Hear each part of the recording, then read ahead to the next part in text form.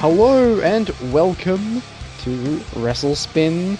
This is the Hell in a Cell preview and prediction podcast, and I'm sounding way more enthusiastic than I was sounding last time at the Night of Champions review show because, Hell in a Cell 2014, it's a gimmicky pay-per-view, obviously, because all the Hell in a Cell pay-per-views are. But, I am somewhat looking more forward to this than I was looking forward to Night of Champions. How do you feel about it, Crystal Fisher? As you can tell by my equally excited voice, I've gone from a 3 of excitement of Night of Champions, like around then, to more like a 5 or a 6. And this is out of 100, right? Oh yeah, out of 100. Yeah, no, I agree with you there. Like this time, I think that they've done a better job, but that's not without me being negative. Here, let's think about the issue here. I think is that they've managed to make an interesting pay-per-view, right? Or like interesting compared to the other one, and yet there's not even a WWE Championship match. So that kind of brings up an issue that we'll talk about later that I find with like the irrelevance of that title, if you ask me personally. But we'll see how it goes later on. It's a double main event though. This show, but who will get last? Well, you know what double main event means, right? It means that Dean Ambrose and Seth Rollins are opening the show. That's what it means. You reckon? Probably. Yeah. I wouldn't put it past them. Which I think is a bad move, because I don't know. Like, don't you think that's an insult in a way? It's like the loser of the match gets an opportunity to go up for the title. If you think about that, you know what I mean? That's how it makes it kayfabe. I do want to see Randy Orton Cena 23, but I also want to see Cena Lesnar 5. Or was it 4? I don't know. 4. Both outcomes of that match, again. I know that's the problem. Even though we say our excitement is higher than the other one, the potential ramifications of this pay-per-view could be fucking disastrous. You know what I mean? Like, if you ask me, because like, holy crap, especially with the rumor of Lesnar not performing at the next pay-per-view after that, could you imagine if the next title defense is Cena Lesnar at the Royal Rumble? I think I will vomit in my mouth. Not only at the fact that the champion isn't present for such a long time, but then that his third match in like 5-6 months is just against Cena again. Like, that would just be. And doesn't that mean we've gone nowhere? It means we've gone nowhere. Yeah, we've gone nowhere. But look, let's start with let's run down the card. Yeah, we'll do a rundown of the card, and we'll start with the tag team match because that's also a likely contender for opening the show, I think. And it's the team of Gold and Stardust versus the Usos. I don't care. I'm just gonna put that plain out there. I do not give a shit about this match. I hope Gold and Stardust retain because I like them, I guess, more than the Usos because they're slightly more interesting. But I just at the same time, I don't care about this feud at all. Mention how many times they've already faced each other in 6-man tag. It's been like every single week. Yeah, every Raw has opened with a tag match between these guys in some formal fashion. Because like last week, I think it was the 6-man tag. The week before that, it was like Cena and Ambrose versus those two teams, so it was like don't get me started about SmackDown. It's the exact same thing. SmackDown 8-man, 12-man, 15-man, or something. This is a non-existent feud. Not even the that really random main event segment where they like had this like brother thing. I didn't see that. Even that was like the thing is that there's no real heat in the feud. That's probably the one thing I've noticed. Like, it's kind of like, yeah, they're fighting and they did this initial backstabbing, like not backstabbing, attack, ambush, and then what more?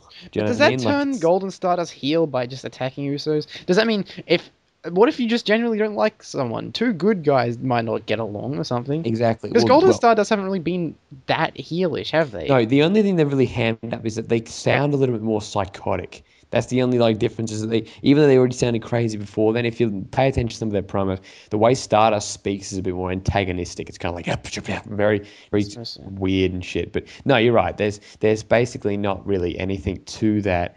I think that Golden Stardust will. No, I don't know. I mean, I wouldn't be too sure. I think they'll retain. It makes no real sense. I hope they retain. Yeah. Or how about this? How about this for some shocking booking? How about Golden Stardust lose the match and then they get their rematch at the next pay-per-view. That would be incredible. Oh my way God. to continue the feud. This That would just be brilliant. This hot feud will continue. But no, I think Stardust and Goldust will. Yeah, same. I think I'll put them down as my prediction. And no heat, and I don't care. Yeah.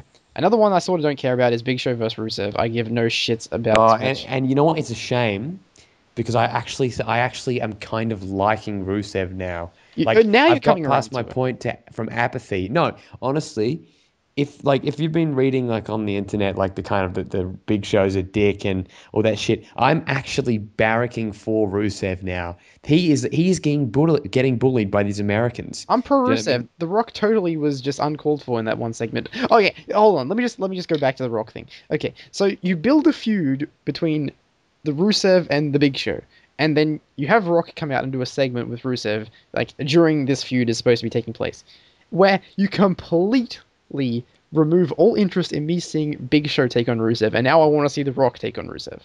Yeah. So essentially, you've just completely ruined any kind of interest I had in this now, because Big Show is like this generic baby face that they can just put in with anyone, and he beat him. It's a push for him, but no, because everyone beats the Big Show. Mm-hmm. And since when is the Big Show some kind of American patriot? Well, yeah, same with Henry, I guess. Well, no, but Henry has the Olympics, I guess. Yeah. What does Big Show have? But the problem is that this is a fundamental issue with WWE booking, is that they don't know how to book their faces properly. Because what is Rusev, other than his replying to the insults and stuff like that and saying America sucks, what has he done that's heelish? He's proud of his country. Yeah. Just like Big Show's proud of his nation. He's a hero of the Russian Federation. He's a hero, yeah. What's the word? He doesn't cheat to win. He cheated in that whole contest with Lana, but that's Lana. Yeah. Lana's the one doing most of the insults. Rusev himself is not even really a bad guy. He's won everything clean. I get really sympathetic for him during his selling as well, because he's really damn good at selling. And what about when Rusev got tried to get double teamed by Henry and or when they cheated to try and break up the pin, all that shit. Yeah, Henry gets up on the apron to distract Rusev. Yeah, that's it. Yeah. Rusev is the goddamn face. That's the problem with American patriotism, is that it doesn't matter what you do. If you chant USA, you're the good guy. But he did beat up a soldier, though. Oh my God. But even that, my friend. Okay, remember when Eddie Guerrero punched that guy in the face for running in the ring? Yeah. Just because you're a fucking soldier doesn't give you the right to run in, And also, if you're watching this show, right, if you want to go super kayfabe, right, Rusev lowering that Russian flag, right, that is part of his shtick. That's what he is paid for. The thing is set up before the show. Now, the Big Show comes out and rips it down, right? Yep. And that's, it's a bit sorry for it. Now, when they play a trick and the American one falls down, which is totally not what is planned, right? Because Rusev tried to do that. A fucking soldier tries to jump the thing and come in, and he gets rightfully kicked in the fucking face because you're not meant to trespass, and it's a goddamn, they played the joke on him. So seriously, Rusev was seriously just defending himself there. Yeah. He's doing the job of the security, wasn't he? He is. What happens if the guy was holding a weapon? Like, I'm not saying that, I'm just like indulging it. That was totally not. They tried to make it like that's disgraceful. Well, no, you know what's disgraceful? You thinking that because you are in the army that you're somehow entitled to interrupt the festivities of the show. That's true. Because someone's pulling down a fucking flag. If someone burnt the Australian flag in front of me, I'd laugh. I wouldn't care. Yeah, but you're not as patriotic as they are. That's the problem. I think the patriotism shit is just pathetic. It's a cheap heat magnet as well. It's so bad. And I honestly, here's my hope. I hope that the Smarks start, but I know they can't because you can't get past good old America. But I really hope some Smarks start cheering Rusev on during that match because the show sucks. I would cheer him on. I would cheer him. Yeah. To be honest, we technically should be supporting Rusev. Of course we should. Because he's like he's the fate in terms of. We're the foreigners. He's the foreigner. I can relate to him. All he's doing is coming out. Every mention of Russia is booed just because he's from Russia. You know what I mean? Like, I just don't get the problem. But I hope we can follow on with some strong booking and have Rusev go over.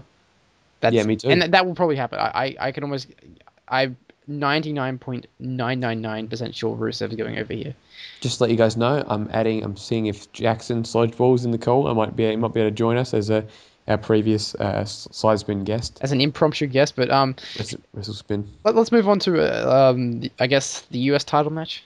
Yeah, let's do that. Which is Sheamus versus The Miz. Oh man, Who should have Mizdow with him? And let me just say, Mizdow. Welcome, Slodgeball, to the podcast. We've just started. We're up to Sheamus and The Miz. We've run down a few of the matches. We've done Rusev already, and we've done Stardust already. Do you want to join us? Oh, yeah, okay. Man, you sound tired. I don't know. I'm gonna say that. Yeah. Well, I just finished work, so. Oh, okay. Well, what a better way to finish work than talking about wrestling and talking about how much I love Damien Mizdow, because he's probably he's probably my favorite part of Raw for like the last 5 weeks or so. Probably same with me too, to be honest. I like Ambrose. I like Ambrose, but fucking Mizdow is the shits. He is the shits. Not the drizzling shits, but the shit. Yeah. And his spot on impersonations of The Miz, and like I'm loving it how the crowd is finally realizing that this guy is money, and they're finally getting in Mizdow's favor. And to be honest, if you look at Sheamus versus The Miz, you look at the feud, you look at the way it's been built up, it's all been around Mizdow. Yeah. Like pretty much every time there's a segment, the commentators talk about how Mizdow's getting more popular than The Miz. Like the crowd always cheers for him.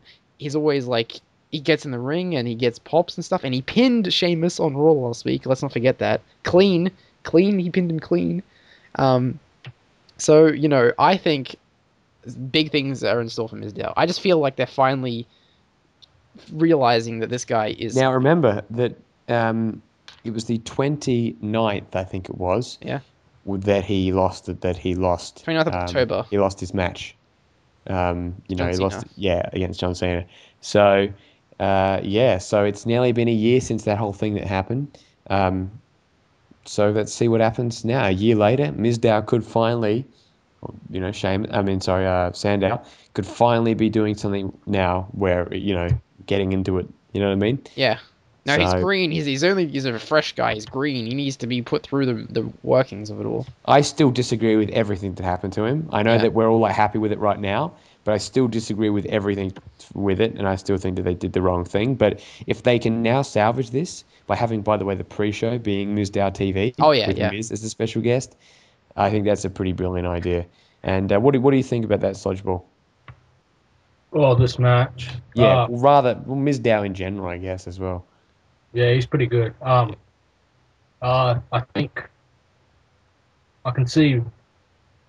I hope they don't pull the trigger on this soon, but I think the whole purpose of this is the Miz will win the US title, if maybe here, if not at probably Survivor Series or TLC, maybe TLC, and then have Mizdow turn on Miz and have sort of like Mizdow, like him still portraying the Mizdow character but as a face, and essentially like wrestling just like the Miz. Yeah. And that can lead to like a feud, because I think Sandow he's getting over, which is a good sign. I think the problem was they didn't know what to do with him, because he was sort of caught in that thing where they wanted to unify the titles, but he still had the briefcase, and it was probably too late to put the title on him because it would have been irrelevant. So that's probably what happened, actually. So what happens is when they don't have a plan for someone, they just go through the motions, and they obviously knew he was talented, so they put him in this position because he know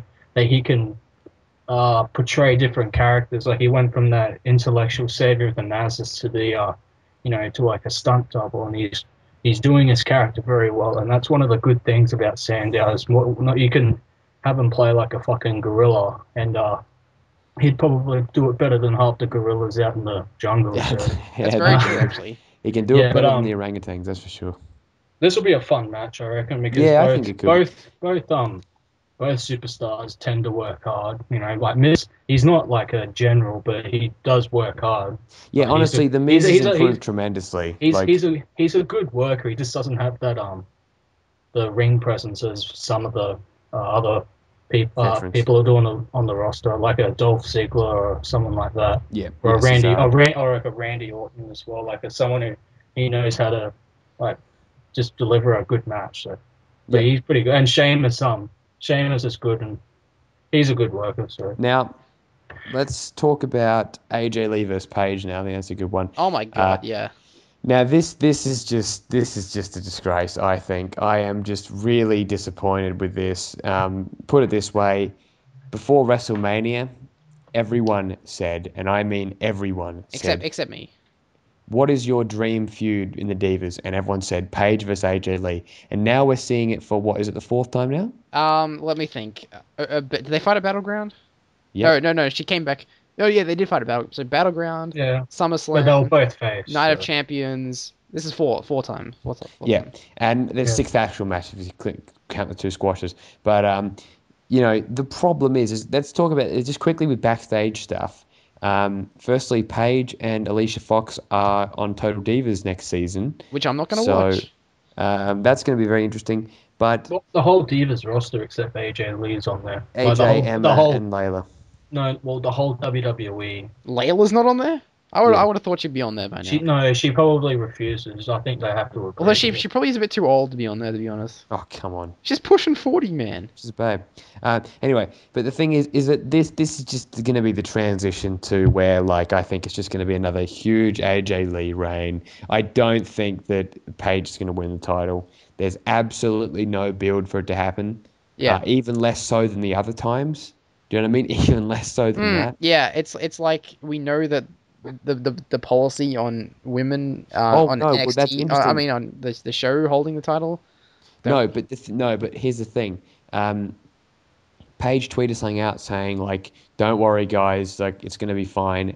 #rule changer, referring to like the rule, the Total Divas rule. So apparently that rule, and like also Stephanie commented on it. Apparently that rule isn't existing anymore. Like if it was, they said it never did, but it doesn't make sense for it not to. It has to exist though. I mean, like no, it doesn't. Total kayfabe can be destroyed by having a Total Diva hold the title, because then, like, if you think about it, if a Total Diva wins the title, then they won't be able to like boast about it on the show until like 6 months later.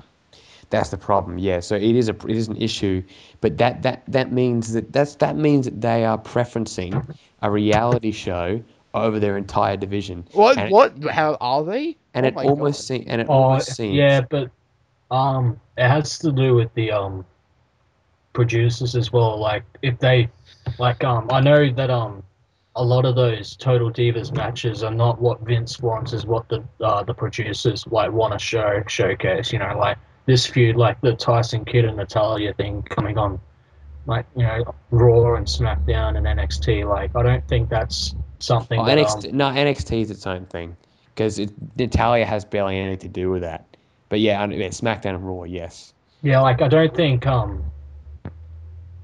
it's not necessarily Vince's idea, but I think he has to put it on because the producers want to showcase their show on like the actual WWE television, like stuff like that. Yeah. But I think by this Total Divas rule, there'll only be 3 divas that can compete for the title then. So it's going to be endless. It's going to be the summer of Emma versus AJ. I'm happy with that. Really? You're going to have to do a lot to get Emma back on track. No. But they've had Total Divas wrestle the title. Sorry, you're right. Yeah.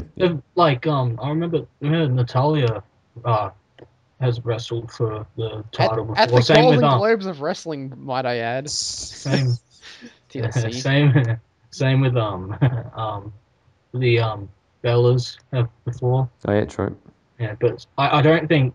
Yeah, I think it's a bit tricky for them to hold the title, considering it's taped 6 to 12 months in advance, depending on how far ahead they are. But yeah, definitely, I don't see the putting it on a page. I thought they would go with Nikki Bella. I don't know. It just felt like they were going down that route, but they didn't. But I mean, let's talk about that other match. Well, that's happening. It's Nikki Bella versus Brie Bella. In the loser has to be the slave, bitch slave, personal assistant for 1 month. You're banned from this establishment. You and your children and your children's children for 3 weeks. That's a Simpsons reference for you there. But yeah, like if the loser doesn't comply, she'll be forced to quit WWE. Oh my, what the hell? Who gives a shit about any of this shit? No one. I'm not even going to watch it. I think I'm literally going to go to the toilet. It's funny because the stipulation has changed several times. Like, I'm pretty sure that it was meant to be for the title. Yeah, that's what Then it they seems like, doesn't it? then they realized, oh, we probably shouldn't do that. And then it was meant to be for the Bella name. The So Bella like name no, was. so like no, like so she like Nikki would be called Nikki Bella if she wins, but Brie wouldn't be allowed to be called herself Brie Bella anymore. She'd have to call her probably like Brie Bryan or something like that. Brie So Danielson. her real kayfabe. Brie, Actually, that is her real name, isn't it? Brianna Garcia. No, but it would be no, Brian though. no, it'd be Brie Daniels. Well, her Brie real Daniels. last, Sorry. her Oh real my last god. name. Oh my god. But Brie should probably Bryan. Sorry, but I mean kayfabe wise, it'd have to be Brie Bryan. talk about talk about a burial, Brie Bryan. That sounds that's that's like an I remember in the ECW back, when Sheamus was tearing through the roster. I'm pretty sure his debut was against a guy called like Oliver John or something like that. And I'm just thinking, I Philip. reckon they just, No, I Oliver reckon they John's a just, fucking champion though. yeah, Oh, that sounds like a name where they just go on like random name generator and like they just like put two names together and like Oliver and It's John. it's John It it's just, John Oliver backwards. yeah. there was a jobber back in the new generation era whose jobber name was Ken Raper. Oh my Yeah. god. That was his name, Ken Raper. Yeah. Hashtag New Generation Podcast. Anyway, yeah. But yeah, honestly, I am just Blown away with absolutely this. appalled with the state of the Divas division because they have more talent. Let's just quickly go on to the topic of NXT. What they just did this week with turning Becky Lynch heel, you know what I mean, and like the Mirror of Doom, which is like a year in the making, Yeah. like continuity, right? The mirror that also turned Sasha heel. Bailey still not being able to have a chance, you know what I mean? Everyone turning on her. We've now got more. We've got a fucking good story in the NXT women's division, and yet then when it goes to the main roster, there's just too many things that interfere with it, like Total Divas. Vince just in general, he just doesn't give a fuck. You know, he doesn't care. He's not good at booking it. Triple H is clearly a lot better at booking women. And could that be rooted in sexism? Maybe, we don't know. But it's just a serious shame that a match that we think would be great, with AJ versus Paige, it just became a complete meh fest. I would much rather Alicia Fox get the title match. Well, she used to be my favorite, but now I don't care anymore. They That's the ruined. problem, isn't it? Alicia Fox went from the most interesting diva to I just think who, where. In fact, none of the divas are the most interesting. I hate them all, except for The thing I hate is, them all. like, This is not in including AST. the right? knockouts No, not are NXT. the TNA knockouts are considered better, but in a way, the WWE divas are a lot better workers than most of the knockouts. Like Gail Kim's a good worker, and who else you got there? Taryn Terrell's good. Taryn to work She used to be to an extent. Like she's not. She takes some horrifying bumps. Yeah. You mean Like, Gail Tiffany? Kim, Yeah. Gail Kim, she's mainly the exception, but other than that, like most of the, I'm saying most because you got But the difference is Eva though, Marie and Rosa Mendes, even but if they like aren't as good though, even if they aren't incredible, I still feel like they put more effort and like the stories and just in yeah, general, like it's just a better they even if they're not as good, they do care more. And that's kind of what I like about it. Like even if the TNA knockouts, yeah, some of them aren't that great, like the beautiful people, that they're not like the best wrestlers. But the thing is that the storylines and their characters are interesting. And it's yeah, not like the problem with the WWE is that either there's two types of women. There's the nice girl, right, like Natalia, or there's the psychopathic bitch. Yeah, yeah. And right now, AJ's a psychopathic bitch, I think. I don't like her. She's not likable as a they're face.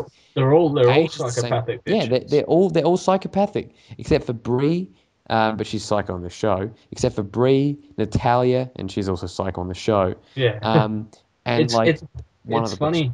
It's funny how like all the baby faces on the on the on the television are all heels per se on Total Divas. Like Brie Bella, if you just watch Total Divas and then watch an episode of Raw, you'd think Brie Bella should be the heel because she's the one that's really unreasonable, and Nikki's like actually not per se the one who's trying to ruin Yeah. their relationship. It's actually Brie. So she comes across as the heel, but she's the babyface. Same with Natalia in a way. Oh, yeah. God damn, you're totally right. Yeah, so it's just so like the Sometimes way they, I don't know. I get the feeling that people who book the matches on the show don't watch Total Divas sometimes. I don't know. Well, I don't know. Just I because don't blame them. I don't watch Total Divas, but I mean the way like their characters are portrayed, Rest of it, man. and the way the show works as well, it makes like no sense because I'm sure in the season finale of Total Divas, Tyson Kidd and Natalia will reconcile, but that was already taped. But on the show Raw, they're still acting as if they are on the. You know what I'm saying? Yeah. Like they're acting as if they hate each other on, well, not No, hate each other. it But does. Do not try and make sense of it. I tried to bullshit- once. The bullshit thing, like I know it's fake, but even back in the first season, it was fake. But like they made it seem, but it's not too bad. But now it's fake to the extent that it's badly fake. Like the fact that they're saying that Daniel Bryan and Brie Bella, when they're away from the company, are not getting paid at all, which is a complete Wait, they joke. say that? Yeah. They Oh were my trying to God. get like start their own business, and they didn't have any money because Brian and Brie weren't getting paid, but they get paid. Like they don't get the sum of what they work, but they get their salary still. They're just an injured performer, Why am I and they finding still get all their royalties. Like they get all their merchandise sales and stuff. Same with Natalia and Tyson Kidd have been together for like 14 years plus years, and now all of a sudden they're like, have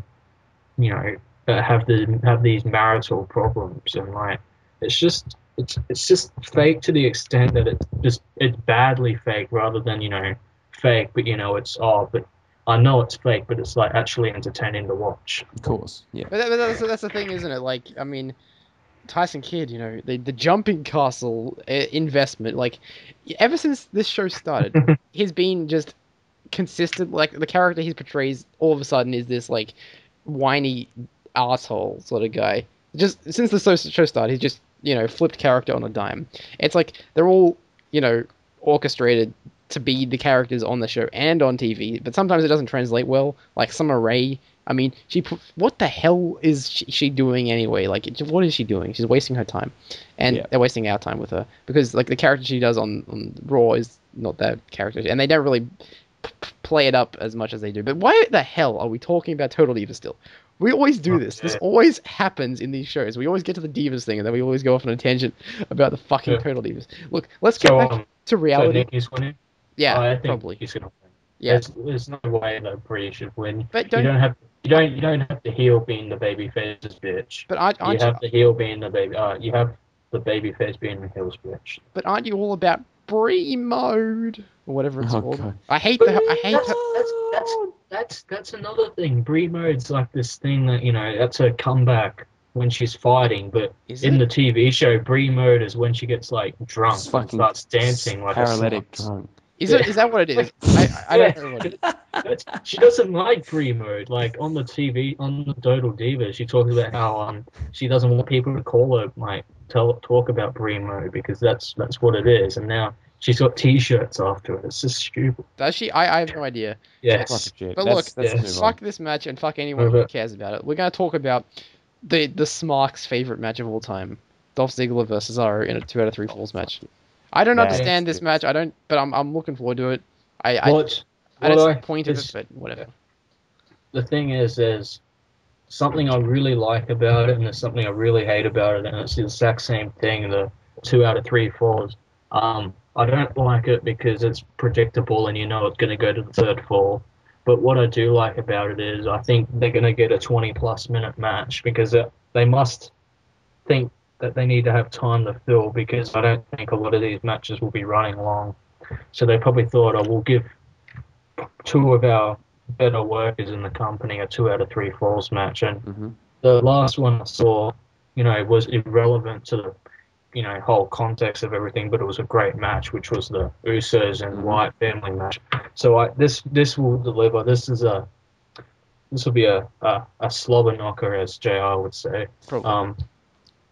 Do you think it's but the problem is it's been booked out of nowhere, and Ziggler has lost Ziggler lost 4 TBs in a row, where his only 2 victories since his title defense in the triple threat have been against Bo Dallas and Cesaro. So And he he's been defended booked. against Cesaro. He's been booked like a chump. No, but he's liable to win now because this is what they do. Yeah, they booked the champion to lose every goddamn.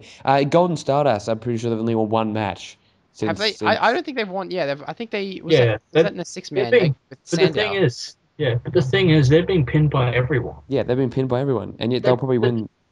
They're getting pinned by like Sheamus and stuff like that. Irrelevant people. Like the Usos weren't so much pinning them. It was like just other like Ziggler was. I think Ziggler pinned one in one match, and Sheamus pins another one in another match. Like it's just The champions just all look hopeless except for Lesnar.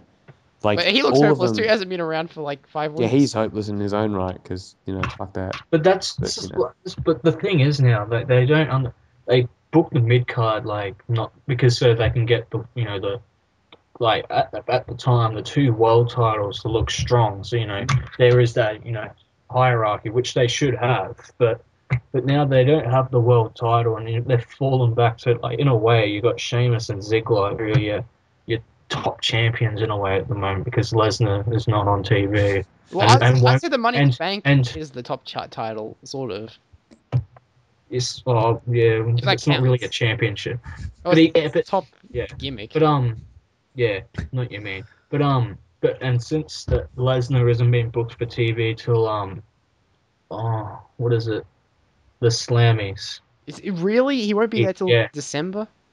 Yeah, because he's not getting booked to the Royal Rumble. That's a disgrace. They can't afford him. That's the problem. I remember saying like, "Oh yeah, it's not really that bad because he'll win at SummerSlam and then he'll have to defend at Night of Champions. He might take Hell in a Cell off, but he'll be back for Survivor Series and then maybe TLC." I thought they might have been able to get him to work every other pay-per-view, which would have been all right. Have him work Survivor Series. Probably not with the title on the line. Probably have like Team Lesnar versus Team, probably Team Cena. In a way, like that could work. And then have him take TLC off, and then have him work the Royal Rumble, etc. But they obviously could, because WWE aren't in the best financial state. They don't want to be spending a lot of money because he is worth a lot, and he does draw when he's on TV. He does draw, but I want to to talk about him in another match. So well, obviously, but I mean, I think this match is like such an obvious Ziggler retaining match. I mean, Cesaro has fallen so far. I love him though. He's still fantastic. But but he has fallen, but I think he's done okay this last month. I think, like compared to what he was doing. I guess. Yeah, I suppose so. He's another person. It's not so much WWE aren't burying him. It's they don't know what to do with him, so they keep having all these plans and they're not working. So he just looks like a chump. Like I'm positive he was meant to win the Intercontinental Championship ages ago. Yeah, me too. And maybe even off Barrett or something. No. He was meant to win that Battle Royal. Yeah, and it seemed like it, didn't it? Like it seemed he was meant to win. He was meant to win that Battle Royal, but they decided, what Battle Royal? The Battle. Remember when Barrett had to relinquish the title? Had the Battle. He was meant to win that when the Miz won. When he Miz, but see the Miz returned, they probably thought, we'll have the Miz hold the title for just to get that character. Because he did the Marine 4, I guess, and they kind of wanted to play that up. So that's, but Ziggler will probably retain. I think. Yeah. This probably won't be the end to this feud. I can see them probably wrestling at Survivor Series, and possibly even at TLC, maybe in a ladder match.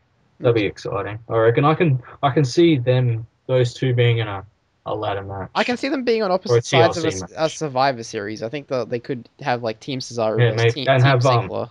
And probably having probably not that, but they'll be in a Survivor Series team. Well, okay.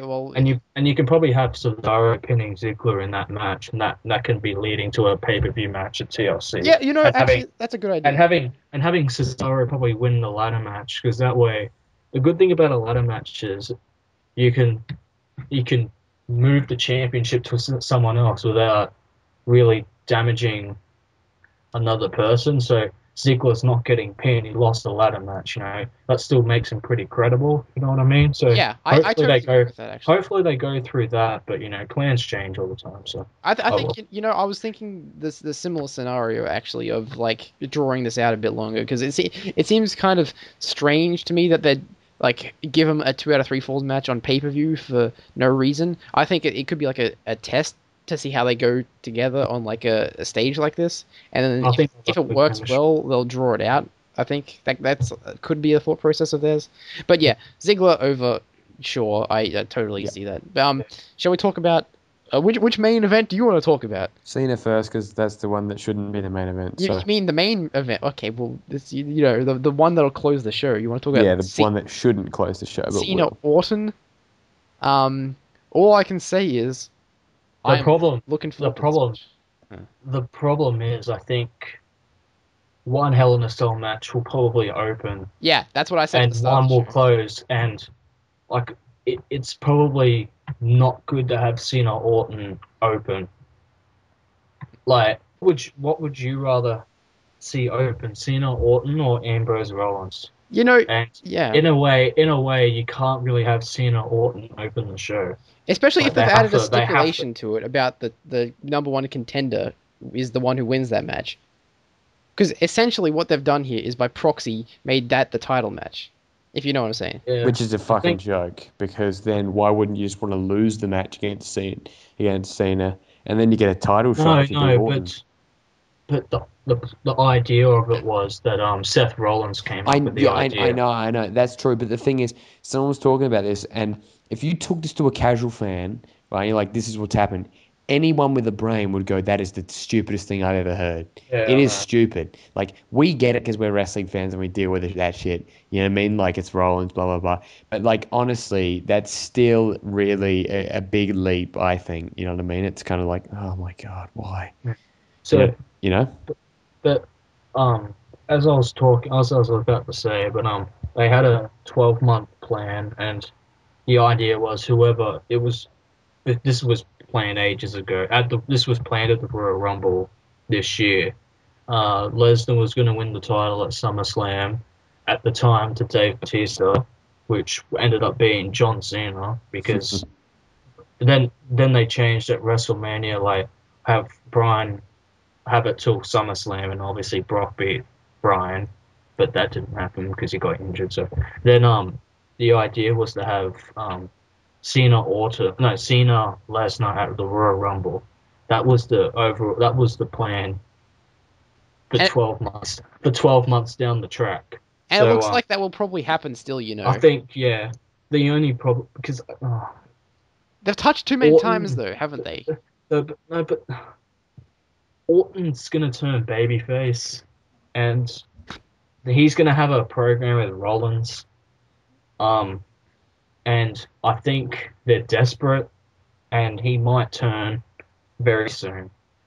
He might turn at the Survivor Series. So, if Orton does win, I don't think he should that shouldn't be at the babyface turn. So, because he is going to turn babyface, they can't probably have him win this match, because he's not going to win this match for many so reasons. Cena's going to win. So. That's a shame. And the problem with this whole situation is that it completely just removes, oh, hey, we have a champion, but let's not focus on the fact that, he's gone. Let's look at the history between these two guys, and like since the 10-year, decade-long feud between these guys. Like if you focus on the storyline, they're not making any kind of bones about the fact that these guys have touched all the time. Mm-hmm. Like that, it's complete. And the problem with that is that you've seen they had a Hell in a Cell match 5 years ago at the same pay-per-view. Is this really where we've gotten in 5 years, to the fact that it's these two guys? It is where we've gotten in 5 years. That's the point of them main eventing over Ambrose and Rollins. That's the point. Yeah, that's my huge problem with this. But one has to open and one has to close. That's exactly. I understand that technically. Yes, you could say that it has to do that, but just because that's true doesn't make me any less angry about it, because it shouldn't be. In a logical world, it should not. Yeah. But in a WWE world, unfortunately, there's nothing that we can do about it. And you know what's going to happen next month, don't you? And what do you think's going to happen? It's going to be a Survivor Series match, Team Authority versus Team Cena, Ambrose, and... Now think about this. It'd probably just be Team WWE versus Team Authority. Yeah, Get Zack Ryder in there. You'd have maybe Triple H. Maybe he'll make an appearance. He probably will. He'll be the manager. He won't wrestle. Well, who else? You got Ambrose, You got Ambrose, Kane, Orton. Who else? I don't know. Probably Triple H. No, they'll just have heels. Like they'll just probably say, "Oh, Cesaro, you're booked in this match because he's a heel." Because the Authority are the heel. But that's just the way of getting people in the match. Like, I reckon. Yeah, I don't know. I think it's a good way to get Triple H on the show. I mean, he doesn't have to work in a whole match, and he can still be he can remind us of his physical dominance. But that's up to him. Like, I don't think he's overly interested in working. But he worked Payback. But he works when he has to. But he worked because that was part of Evolution. But I don't think he wants to work when he needs talent to get over. Yeah. And if you have him in the match, the crowd will be, all with him and not with, say a Seth Rollins or a Dean Ambrose. Oh, I don't think he's that good. I don't really think so. I think it makes perfect sense for him to be in there. Yeah, we'll find out. But anyway, you want to say, so you're Cena's winning? Yeah. Now that's right. Like you said, they had a 12-year plan, and even though shit got in the way of their plan, they're still going to continue it, and I don't think they realize that in the last, couple months, we've already seen Lesnar Cena touch twice. Mm-hmm. I think they realize they just don't care. You think they realize? Of course they do. That was the problem, though. Like, they weren't meant to touch till the Royal Rumble. I don't know if that they realize that having guys constantly face each other and then build up to a match that's supposed to be a big deal when you've already seen them face X amount of times. I don't think they realize that devalues any kind of emphasis on that match. You know what I'm saying? See, what I was thinking was, but then they probably thought Brian wouldn't be ready in time, was to have a like a fatal 4-way TLC match where the winner, there'll be a contract and the winner would get a chance to face Lesnar at the Royal Rumble and beat the contract, and you'd have Cena, Orton, and also probably Reigns, and Bryan. And it'll be the 4. Yeah. You've also got the fact that your boy, well, actually my boy too, Wade Barrett's out. That's a big mid card void. Daniel Bryan's out. That's a big main event void. Roman Reigns is out, which, like it or not, that's a big main event void. So they have got these issues where a few key players are out. Ryback, another mid-card guy, he's out. So the Wyatt family's out. JT Jizzle, he's out. Where's the Wyatt family been? No, the Wyatt family are coming back. I know they are. They're redoing the character because they weren't getting as. Do you think that if there's any swerve in this Hell in a Cell, I feel like the only possible swerve it could possibly be would be Bray Wyatt returning, or them guys returning. I have a strange feeling that what we're going to see is in the next match. I was going to bring this up. I feel Bray Wyatt is somehow going to cost Ambrose the match for some reason. Yeah, me too. I feel like the Wyatts are coming back sooner than we think. And I think because to face Ambrose, they need to come back, because I'm sick and tired of seeing the stupid video packages. I hate when they run for 6 weeks and then they come back. I'm bored of them already. They're going to touch Ambrose. Ambrose is, I have a very, very strong feeling that Ambrose is going to have to take them on, because like you said, see, if Orton turns face, which it will be sooner rather than later, he's going to go feud with Rollins, obviously. Ambrose needs a new guy, so that'll probably be the Wyatt family. Who does Cena got now? Cena wins this match, he faces Lesnar, obviously. They have something for everyone, obviously. But at the same time, it's if Cena wins this match here and gets the title shot, it's not for another 4 months, 3 months. You got 2 pay-per-views and between now and when he faces the guy. It seems very drawn out, The whole main event scene is completely boring. Even though Ambrose and Rollins are great, just think about the main event of Raw. It's just a variation of those 5 people. Yes. It's a fucking disgrace. 3 The on main 3, event should never be 5 people. The main event should realistically be there's just few people and then the pick of the litter between the mid card. What the fuck is the problem putting Dolph Ziggler in a main event match? The point of WWE is you're building up a bunch of stars. There should never ever be as big of a hierarchy as there is between the upper mid card and the main event. They should basically be the same thing. Yeah, but that's Do you know what I always mean? been the case, though, forever. Like, when has there ever been a spot where, like, mid-card guys main eventing? Exactly. That's a fundamental issue. Indie feds do it way more often. But you You know what I mean? can't do that, though. That's Yes, you can. Yes, you can. Please find a 10-year-old that's going to say Dolph Ziggler shouldn't be in the main event. He can't beat me. No one cares. I'd rather see 25 different main no, eventers but no one's than the gonna same buy 5. a pay-per-view because Dolph Ziggler's on it. No, I'm not saying. Yeah, but no one's going to buy a pay-per-view because Brock Lesnar's on it. Because Yes, I've they asked will. about. No, People he's not a draw. Yes, he is. People- Yes, he is. I've- No. He is. He's the biggest draw in the company at the moment. He's a bigger draw than The Rock. There's- When he came back in 2012, the pay-per-view buy rate was almost the same as the WrestleMania buy rate, which is an absolute awesome thing. He draws a lot of domestic buys. He did. Even no, he still is, because even when SummerSlam and Extreme Rules, the buy rate for traditional pay-per-view for $54.95 or whatever, went up, which means that a lot of casual fans that don't have the network were buying the pay-per-view probably to watch Lesnar. Yeah, see He still is a big draw. That's But I know what you mean. That's the thing with Lesnar, because you have your audience who have the network who are going to watch it regardless. You need to get the people who don't have a shit clue in hell what wrestling is. But they recognize Brock Lesnar as and they watch Raw every week, and then they're going to see Brock Lesnar. Here's this guy. He never wrestles on Raw. He only wrestles on the pay-per-view. I want to see this guy. He looks like a badass. Honestly, I'm going to buy the pay-per-view. That is actually a thought process people have. I'll one up you and say that I've literally asked 10 people, A, who Brock Lesnar is, B, if they'd care if he wouldn't be on Raw for 2 months, and C, whether they'd buy a pay-per-view based on him being in the main event. And what country did you ask? Yeah, the problem is they're all from Australia. Yeah, so it must be American.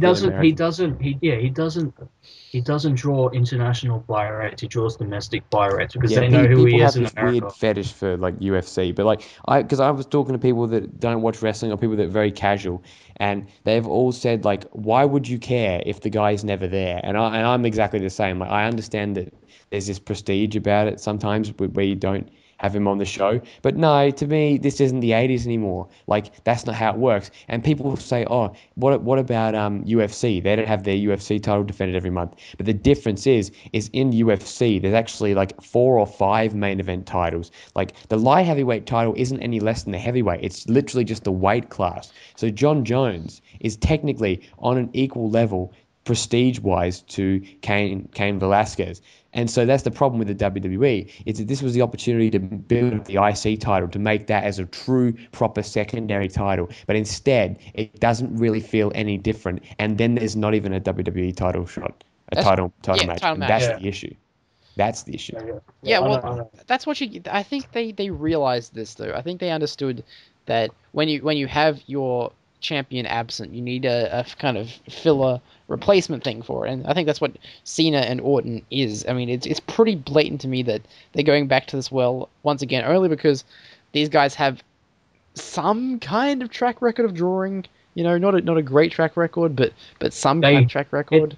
The Cena Orton thing still kind of draws at house shows. When they work house shows, they still tend to get nice draws, and that's why they tend to when they're not facing each other, they tend to go to the when WWE have the 2 house shows in the 2 different areas. You have Cena goes to one and Orton goes to the other. Yeah, that's and plus, because they're I know it's not. This is it's this argument, but they are still the 2 biggest people, the 2 biggest stars in the company. Yeah. At this present time, and I'm giving credit to WWE here. They have been scraped dry this year with like main event talent as probably you have two stars that would probably main event most TVs every week in Roman Reigns and Daniel Bryan, and you got other mid carders that are out. So there have been scrape tries that have been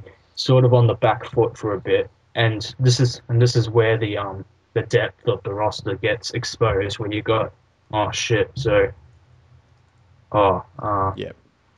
what do we do now? Because and then rather than having probably 9 guys that they like to have in the main event, they've only got 5 or 6, and that does make a big of a difference. Yeah, that's exactly what I kind of feel. It's like this is their go-to feud when they need to have like some kind of draw at a pay-per-view. It's like we're missing, let's put CM Punk on that list too, because they really haven't built anyone to replace his spot. Let's not forget that. He's been gone for like the better part of a year now.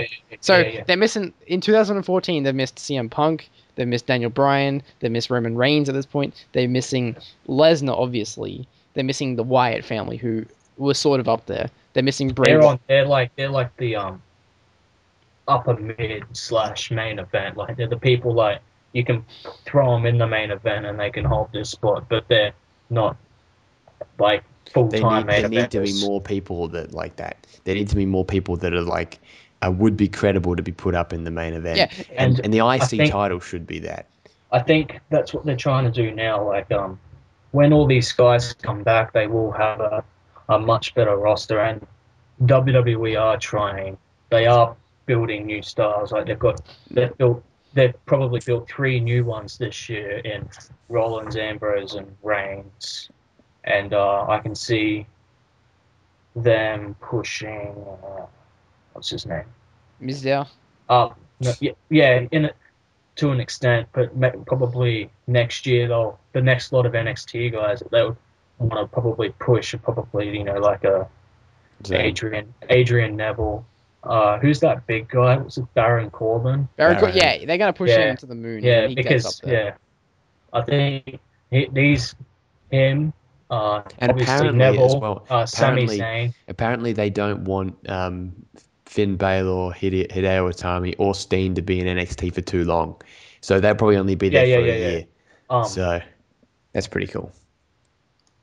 Speaking of NXT, the only reason why they're in NXT is because of the Sin Cara situation where he came straight and they realized, oh shit, this guy, because working other promotions is different to working at WWE, if you know what I mean. Like there's different environments and you have to do certain things, and like the way Sin Cara worked in Mexico is different to how he works and how you work in America. I know, and to an extent Kenta would probably needed to go to developmental for a bit just because of his style.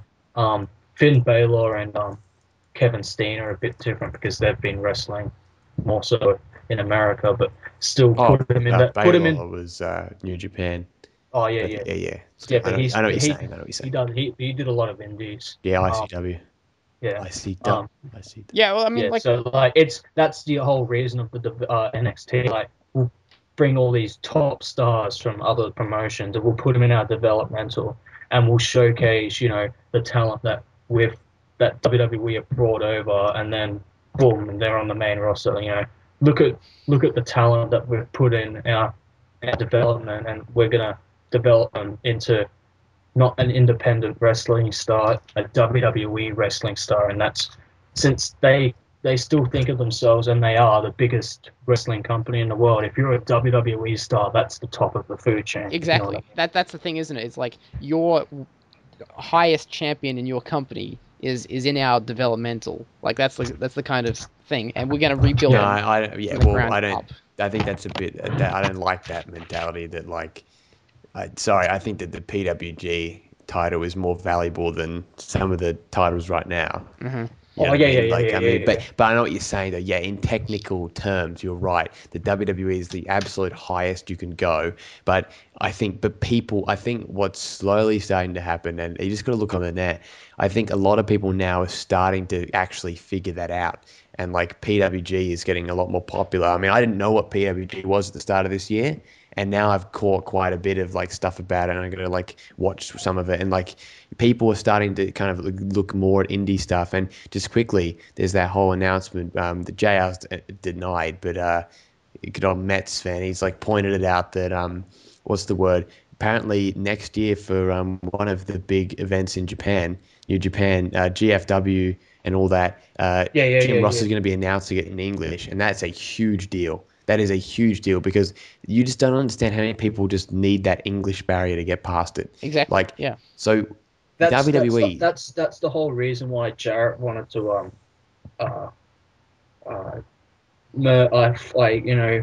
work with the New Japan wrestling company, because New Japan have got probably the best working talent in the world, hands down. They've got probably the best, obviously the best workers. And now you've got Jeff Jarrett bringing his, in a way, his English company, and they're going to try and get it so it's more of a global thing. New Japan are still a very domestic corporation where they're well known, but they're obviously only, you can only have it in Japanese. And the biggest problem with New Japan, and it's going to be really hard on them, they're going to be limited to the 4-hour pay-per-views, which is terrible. Most of their shows running 5, maybe 6 hours, depending on who's working what match. Like that Tokyo Dome show is going to be 4 hours, I think. Yep. And the idea was to have Tanahashi and the other, what's his name, Okada. Yep. Work a 65-minute match. Fuck. Holy shit! And that's just what they do in New Japan. That's the problem with the translation over here, isn't it? It's like it's an extremely different atmosphere. Like the crowds are entirely different. The way it's perceived. It's not worse. Let's just say that. No, it's not worse. I think it's just different. The problem is it needs adjusting. We see a 35-minute WrestleMania match and think, wow, that's such a long time. That's probably the most they get to work all year in a single match. Whereas in New Japan, a 35-minute match is probably standard for most of their top guys. Yeah, that's very true. Yeah, and I mean, hey, do you think we'll see a 65-minute match out of Dean Ambrose and Seth Rollins getting back on? I know topic. You've been wanting to do that for about 10 minutes. Sorry, that's fine. I mean, like, not with a 3-hour time bracket. How long do you reckon they'll get? Maybe like. What's a usual curtain jerk time? I hope they get 20 minutes. Like, I think that. No, they will. Jerking the curtain. You reckon usually the top matches usually get 20 minutes. I reckon 15 minutes without entrances. Yeah, it's funny. This will definitely be the curtain jerker match. So they should probably make it a short one and get it over with like that. So like the crowd gets hyped up for the show. A short uninteresting. Yeah, and so then they can get really bored when all of that come up. Ambrose hits the dirty deed straight away and gets the pin. Actually, I would love to see that for some reason. And then Cena Orton work a 45-minute match. Yeah, and Angus, I'd love to see the Bullet Club debut in WWE, but we don't get all Okay, so the build-up is feud between Ambrose and Rollins, which has been heated for months. We don't really need to talk any more about it because we've discussed it plenty times on last month's show. But suffice to say, it's still going on. Sure. Podcast, whatever. It's so professional. So it'd be hilarious. I would love to see this one day. Yeah, like they build up this blood feud to a Hell in a Cell type thing, and a guy wins in like 5 seconds with his finisher. I don't know whether. I think that'd be hilarious. That'd be TNA. In a way, that's straight out of Vince Russo's fucking handbook of booking.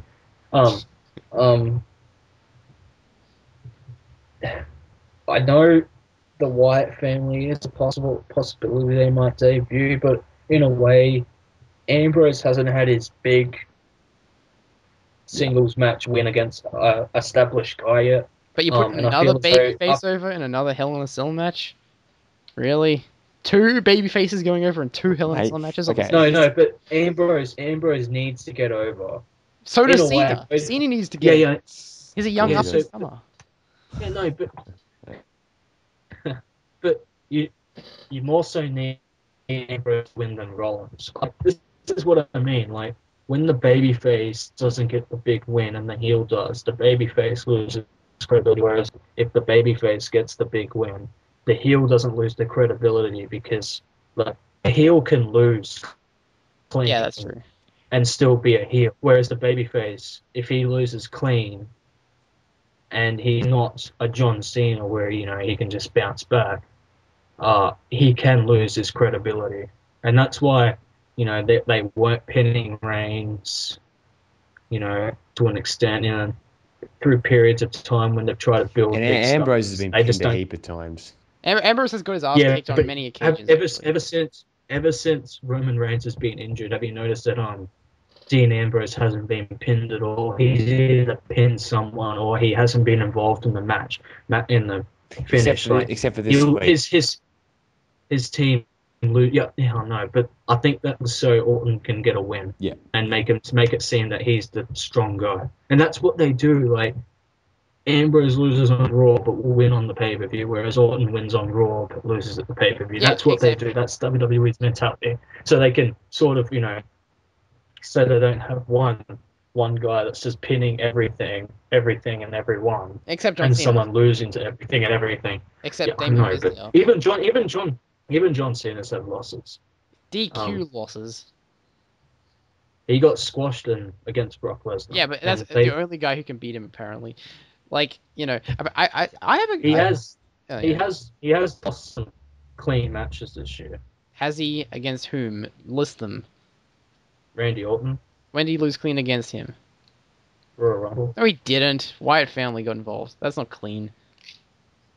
Yeah. Still, he loses. Oh, he did lose clean to Bryan last year at SummerSlam. He does. He A had whole an injury. year he loses clean once a year. That's He his- had an injury as well. He made that excuse. No, but no. The idea Bryan was always going over. Yeah. Bryan was always going over in that match. It was just because Cena was injured. Yeah. Cena wasn't actually meant to work that match, but he wanted to work. Well, So who Bryan was supposed to can get work against over. Bryan then? No, that was the point. Oh, Cena knew of his injury ages ago. Oh, right, and they weren't even going to But- have a title match, were they? Yeah, but Cena wanted to work so we can get Bryan over. And then That was the whole do it switch to Randy Orton. But let's talk back about Dean Ambrose, Seth Rollins. I mean, I'm kind of excited for this one. I mean, this is probably the one that had the best build to it, and arguably feud of the year, I think, between these guys. And they're doing really good stuff on television. And if most of the show had the energy that these segments have, I'd probably care more about Raw each week because these segments have been genuinely good. The Ambrose Rollins stuff. And the thing with Mick Foley this week was even pretty good. Yeah. Like, and that I found that to be pretty long. That was It's a probably bit a longer, bit too. yeah. It was a bit too long for my liking. That segment. It was, but it added an extra layer to the match. I think that was kind of missing. It's like, yeah, we're having a Hell in a Cell match, but it'll change you. And it kind of, I know they would never ever do anything as amazing as when Foley fell off the cell. Never again. Oh, no, they can't anymore. I know they can't, obviously, but it's like it feels like they're teasing some big spot, which, I mean, is sorely lacking in Hell in a Cell matches for like the last, since Undertaker, I think, chokeslammed Edge off that ladder, which is hardly a big spot. I think they haven't really done a proper big spot in a Hell in a Cell match for like 6 years or something. And I don't know, I kind of get the feeling that they're going to do something, maybe. I hope so. Maybe. Yeah, I agree. I agree. This would be the match if they have the big spot, but they can't afford for either of these guys to get injured, and those big falls do carry big repercussions. Like if someone lands awkwardly and blows out his knee or breaks his arm, they can't afford for another person of this status to go down, especially Dean Ambrose. Seth Rollins can get injured, because he can just come back to his place because he can just go, I'm still the Money in the Bank. But Dean Ambrose, especially when they're trying to build him up. He can't afford to get injured, especially long term. Yeah, and if Like, Rollins get injured, we can always have Kane versus Ambrose. Wouldn't everyone love that feud? Oh yeah. God, put Kane in another feud. Why don't you? Everyone cares. Why do you always give me nightmares, Angus? How about this? How about next pay-per-view we have Cena versus Kane for the vacated WWE Championship, because In a Brock street Lesnar fight, in an ambulance match. in an ambulance match in a Zack Ryder on a pole match. Where the winner has to retrieve Zack Ryder and then have to take him up to the top and push him off in a wheelchair, and that's how you win. Has to put him 6 feet under because he's already buried. And that's for all titles unification, including Divas title.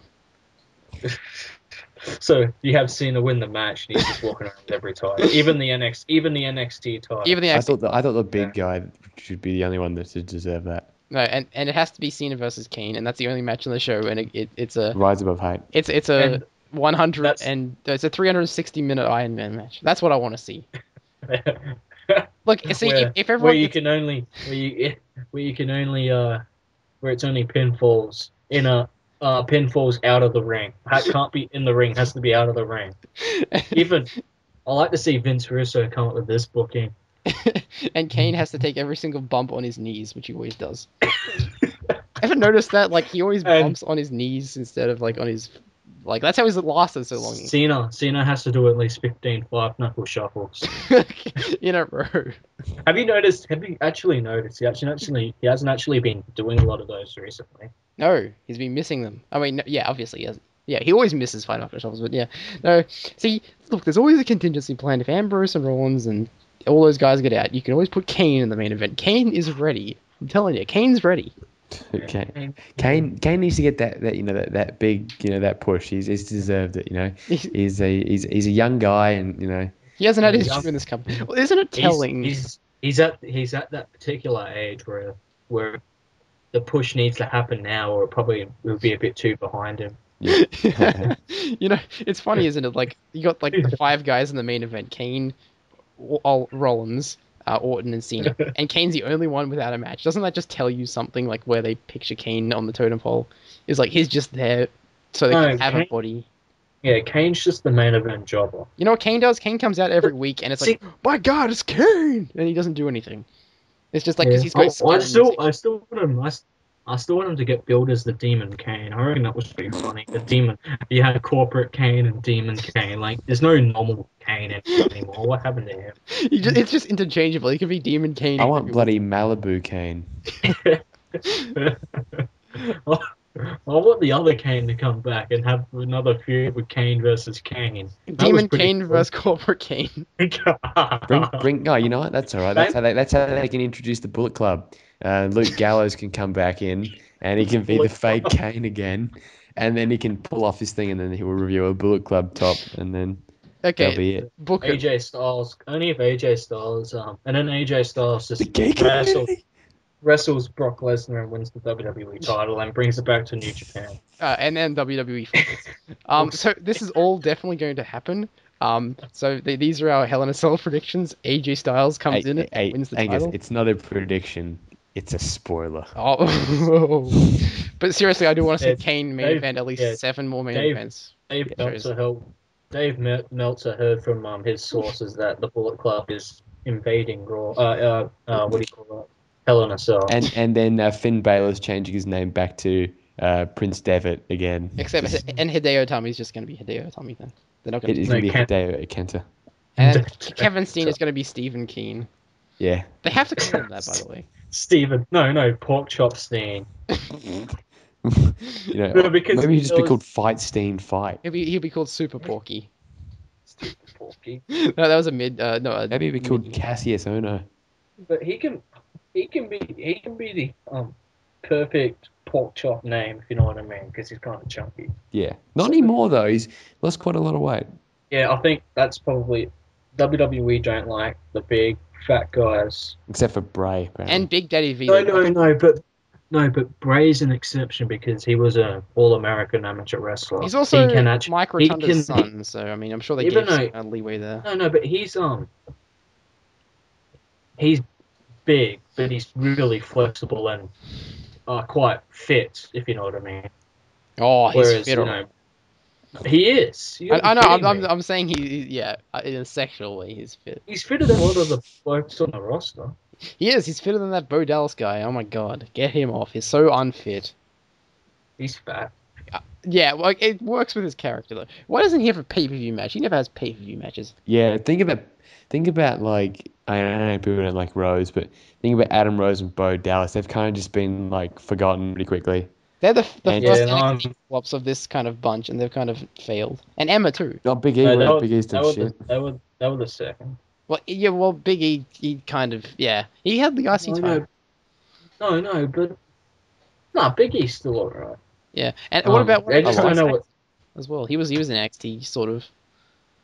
Who? And Yeah, he Curtis was. Axel. He was in NXT. Yeah, but he went back to NXT. That's like saying Tyson Kidd's back on the main roster from NXT. They just put him back He's there. an NXT star at the moment, isn't he? But look, these guys are gonna be fine. But I'm talking Seth Rollins, Ambrose, okay?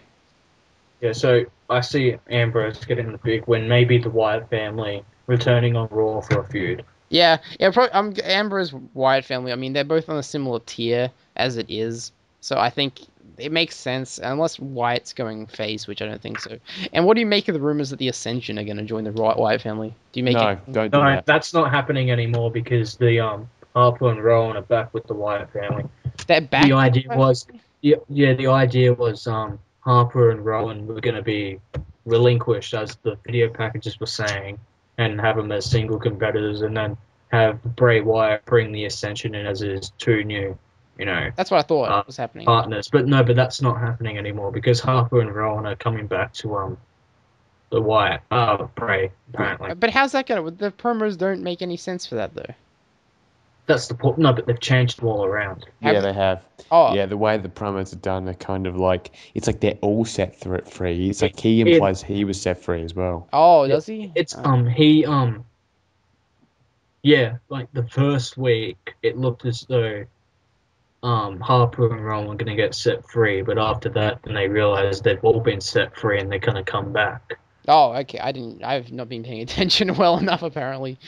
Yeah. Okay, well, But look, it's gonna be... That's what's happening. Oh, and then here's what you do. If you have a 6-on-6 Survivor Series match...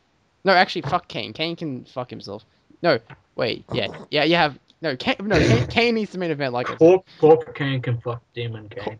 Corporate Kane, Rollins, Orton, and then you have the Wyatt family versus Cena, Ambrose, Hornswoggle, El Torito, Emma, and who's another face?